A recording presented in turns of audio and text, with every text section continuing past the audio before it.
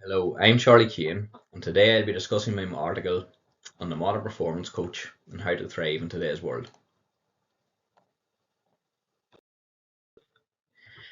First of all, the article looks at the historical background of performance coaching, and it must be said that the modern performance coach is more complex than just designing gym and running programs as it once was in the past. It now covers a broad range of disciplines, from strength and conditioning, nutrition and data analysis, to sports, psychological, and social aspects. Strength training can be traced back centuries. Legend has it that Mido of Croton, a renowned Greek wrestler, engaged in a unique training regime by carrying a calf daily until it matured into an ox. This mythical anecdote underscores the significance of strength training in athletic preparation even in ancient times. From these early beginnings, the field progressed towards more scientific methodologies, and in 1978, 76 strength and conditioning coaches came together to found the National Strength and Conditioning Association. Spearheaded by Boyd Epley of Nebraska Sports Performance, the creation of the NSCA marked the formulation of strength and conditioning coaching profession. As shown on the left in the slide, Epley's coaching model integrated a unique blend of techniques from his own training experience in powerlifting, Olympic lifting and bodybuilding. He applied these methods to injured college footballers, and their head coach Bob Devaney observed remarkable improvements in their athletic abilities upon returning to play. He then enlisted Epley to become the first known strength coach. Various figures in the discipline of sports coaching have left significant marks through innovative methods. Leo Matveev introduced original linear periodization, later refined by Tudor Bompa, while Yuri Verkhoshansky developed the conjugate model. Vitor Frade formulated tactical periodization for team sports like soccer, focusing on technical, psychological and physical aspects during key moments of the game. Portuguese coaches Jose Mourinho and Andrés Villas-Boas popularised this method, and is used by many field sports today. Technology has become indispensable for coaches, with tools like video cameras, GPS and heart rate monitors providing crucial data. Despite the wealth of information available, the art of coaching remains a significant challenge. Ian Jeffries proposed a 5 minds approach, and his model, which is displayed on the right of the slide, shows that the discipline mind, which requires the coach to master the science of coaching but be cognizant of ever-changing theories; the synthesizing mind, which requires the coach to process the relevant information from a world where information is vast. The coach uses their creative mind to devise innovative solutions to coaching, perhaps away from the norm and looking at things from a different perspective. The respectful mind covers the importance of building relationships in coaching, and the ethical mind references the coach setting an example as a leader and how their athletes portray them. Research by Wolf and colleagues, and also Winkelman, highlighted the importance of precise coaching language and the timing of that language, distinguishing between internal and external cues. They found that external cues significantly enhanced motor skill learning and retention, underscoring the importance of coaches mastering the deployment of these cues. This may take years of practice. So now we move on to the article discussion. We're going to delve more deeply into the previous topics spoken in the slides previously. So Verkhoshansky is credited with developing a training approach known as the shock method, which later evolved into plyometrics. He is well regarded as the godfather of this training method. And earlier we touched on Bob Epley's coaching model, and it remains influential in strength and conditioning today. Together with Verkhoshansky's plyometric training, these 4 training modalities form the pillars of virtually every team sports strength program today, and thus highlight that although the industry has been glamorized with social media and new technologies, a successful strength program boils down to being brilliant at the basics. Epley's test-retest methods are still used to monitor athletes' progress today. Coaches must design appropriate testing procedures tailored to suit the specific demands of their sport, and use informative data to compare results. They must also be able to interpret these findings and develop training strategies to address any weaknesses, often focusing on one or more of the 4 pillars mentioned earlier.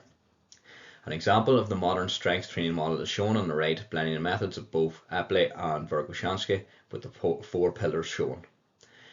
Outside of the gym, the coach must also consider conditioning, agility and speed, prioritizing them according to the sport's requirements. Periodization models serve as a guide with different methods suited to various stages of athletic development, but they do not define every plan. These fundamental principles of strength and conditioning enhance the coach's disciplined mind, contributing to their effectiveness in guiding athletic development.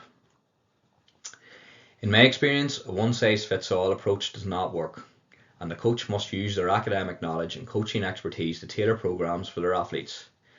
I lean towards a more hybrid model where the athletes will follow a traditional model pre-season before transitioning to a sport-specific tactical periodization model during the season.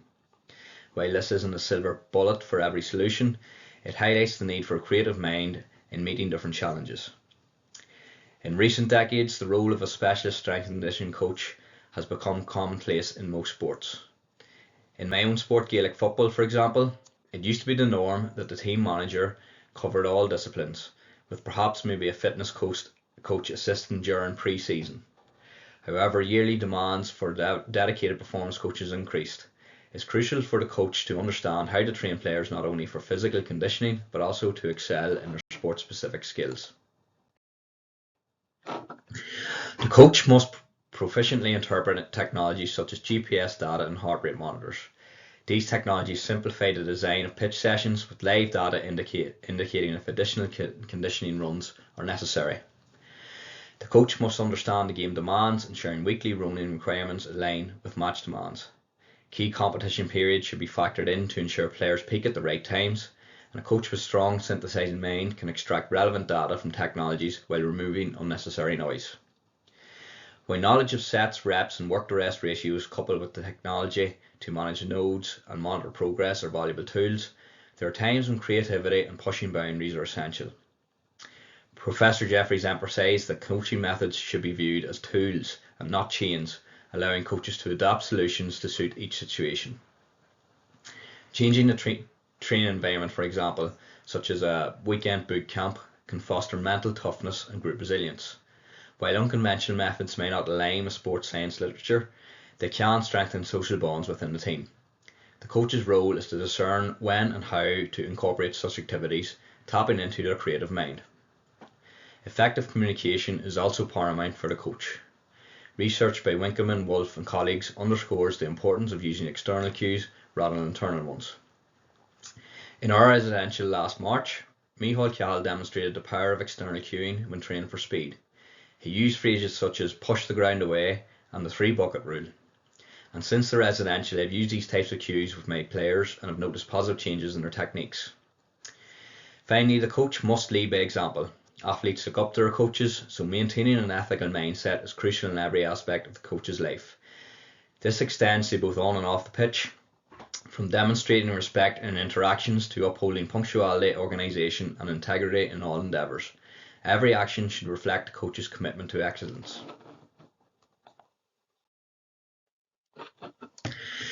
So to conclude, performance coaching has evolved from the ancient practices of mythical warriors relying solely on strength and determination, devoid of scientific guidance, to the establishment of formal strength and conditioning organisations like the NSCA, which brought recognition and structure to the profession. Key figures such as Yuri Verkhoshansky and Boyd Epley played pivotal roles in shaping the industry. They pioneered periodization models and training modalities that laid the groundwork for modern performance coaching programs, and their contributions continue to influence coaching practices decades later. Sports technologies have revolutionized the field, providing coaches with invaluable data to inform their training programs. This access to data enables performance coaches to plan and adjust sessions more effectively, optimizing athlete performance and development and minimizing injury risk. Amidst the explosion of technology in coaching, the essence of the art of coaching remains paramount. As outlined by Professor Ian Jeffries, the modern performance coach should learn to have a balance of the 5 minds. Furthermore, effective communication, utilising correct cues and building strong relationships with the athlete is vital. As the role for a performance coach is ever evolving, the most successful individuals have the ability to blend scientific methods with intuitive coaching practices. They can deal with different personality traits and find connections with all the people they work with. The ultimate goal is not just to make better athletes, it's to also help them become better people. So just on to my final thoughts. There are thousands of coaches in sports. but the names that come to my head when I think of great coaches are figures like Jurgen Klopp, Phil Jackson and Andy Farrell.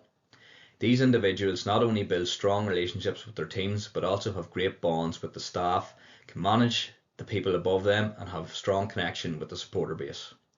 Some coaches have lasted the test of time in organisations.